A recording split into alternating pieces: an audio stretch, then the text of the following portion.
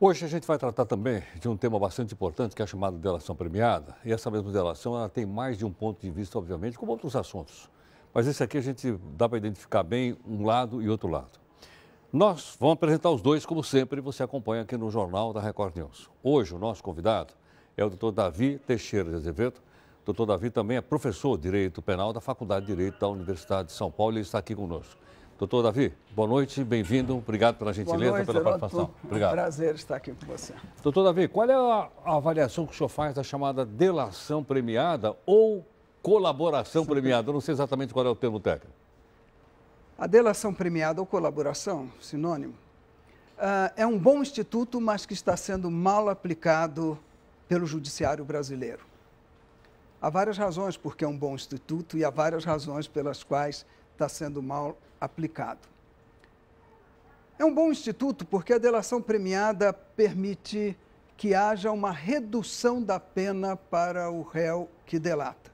Ora, todas as vezes que o Estado pode intervir menos na liberdade individual, que o peso da mão do Estado pode ser menor, isso é um instituto democrático. É uma virtude desse instituto. A outra virtude desse instituto, e por isso que ele é muito bom, é que a delação premiada se põe como estratégia para a defesa. Quando há no processo um cenário muito ruim, quando as provas elas não podem ser contrapostas pela defesa, quando o resultado do processo será fatalmente uma condenação a penas e penas altas, a delação premiada surge como uma solução jurídica estratégica. E não é novidade na nossa legislação. E de quando é isso? A delação premiada é um instituto que vem na nossa legislação há 25 anos, desde a Lei 8.072 de 90, dos crimes hediondos. Depois houve Lei 8.137, várias outras legislações que incorporaram esse instituto, até chegar à Lei 12.850 de 2013, que definiu bem o rosto desse instituto. Essa lei cuidou das organizações criminosas e crimes praticados por organizações criminosas e estabeleceu um procedimento a ser seguido na delação premiada. É um instituto também muito positivo, porque é um instituto ético. Fala-se que a delação premiada é a traição. É que está associada ao Silvério dos Reis. Joaquim Silvério dos Reis. Não é verdade? Mas está a se comparar... Se confunde com o dedo duro. Com o dedo duro. Coisas que não têm a mesma grandeza e a mesma proporção. É verdade. Porque não se vai comparar Tiradentes com o líder de uma quadrilha. Lógico. Não se vai comparar uma Inconfidência Mineira, quem quis implantar uma Liberta Quarto Seratamen, e uma república com os valores positivos disso, com uma organização criminosa que pratica crimes e crimes hediondos. Ora, dizer que o agente, hoje, quando delata e por isso interrompe uma prática criminosa, trai da mesma forma que traiu Joaquim Silvério dos Reis, não faz o mínimo sentido. Lá, ele traiu e praticou um mal. Aqui, se delatou para praticar um bem. Sem dúvida. Agora, esse instituto se originou aonde? Vem do direito anglo-saxão? Isso, vem do direito anglo-saxão, o plea bargaining, que se joga com o Ministério Público, o acusador e a defesa, se joga com acordos e com consensos para equilibrar, assim, uma decisão jurisdicional. Pode ser risco para o Ministério Público se houver absolvição e para o acusado se houver condenação. Então, chega-se a um acordo. Entendo. Agora, o senhor disse também que no começo que ele não está sendo bem utilizado. Por que razão? A praxe não tem sido boa, Heródoto. A praxe não tem sido boa. O Instituto da Delação Premiada, ele pressupõe a voluntariedade. Não digo espontaneidade. Espontaneidade é quando nós decidimos autonomamente, sem nenhum motivo que, de algum modo, determine ou nos pressione. Não é isso. A lei não exige isso. A lei exige voluntariedade, ou seja, o agente, sim, de algum modo comprimido na sua liberdade, restrita, ele decide, vou delatar, vou colaborar. O que tem acontecido hoje é prisão para delação. Em Curitiba, o Ministério Público e o magistrado, eles têm dito, não, isso não está acontecendo. Os delatores não estão de nenhum modo constrangidos, porque, veja, há delatores que nem presos foram. Bom, pode-se afirmar que todos os delatores que delataram ficaram soltos. E os delatores, os que ainda não delataram, estão presos. Estão presos. Essa é a primeira afirmação. A segunda afirmação... Mas não faz parte do acordo liberar, pelo menos por prisão domiciliar, alguma coisa semelhante, o delator? Isso faz parte do acordo. Não faz parte do acordo? Faz parte do acordo. Mas só que a prisão tem que ter um pressuposto. Não se pode prender para delatar. Ah, bom, só, lógico. O que se pode fazer é prender desde que haja os pressupostos legais da prisão. Sem dúvida. E uma vez preso legalmente, aí sim toma-se a decisão de delatar. Tem algum preso ilegal nessa história? Muitos. Muitos. Diria você que Marcelo Odebrecht, que José Dirceu, que todos estes que estão presos processualmente, agora, não têm fundamento idôneo. Façamos um paralelo com o mensalão. É praticamente a mesma operação, os mesmos núcleos. Eles responderam, os do mensalão, o quê? Em liberdade. É verdade. Porque não havia os pressupostos de prisão preventiva, garantia da aplicação da lei penal, garantia de instrução criminal, ou seja, vai fugir, vai coagir testemunha, não havia. Uma vez condenados, presos, foram para a cadeia. Obedeceu-se à regra do jogo. Aqui, na Lava Jato, prende-se de início, sem os pressupostos preenchidos. E a partir de uma prisão, se obtém delação. É o que aconteceu na Operação Mãos Limpas. Mas se essas prisões são ilegais, por que é que os tribunais não concedem a soltura? Bom, através de habeas corpus? Eu acho que nós temos não estou falando do juiz, estou falando do tribunal. Não, estou falando... E eu quero dizer, falo do Tribunal Regional Federal da 4ª Região, em Porto Alegre, Superior Tribunal de Justiça e Supremo. Começando pelo último, o Supremo pôs em liberdade alguns dos envolvidos e está para apreciar recursos de outros, e habeas corpus e outras medidas.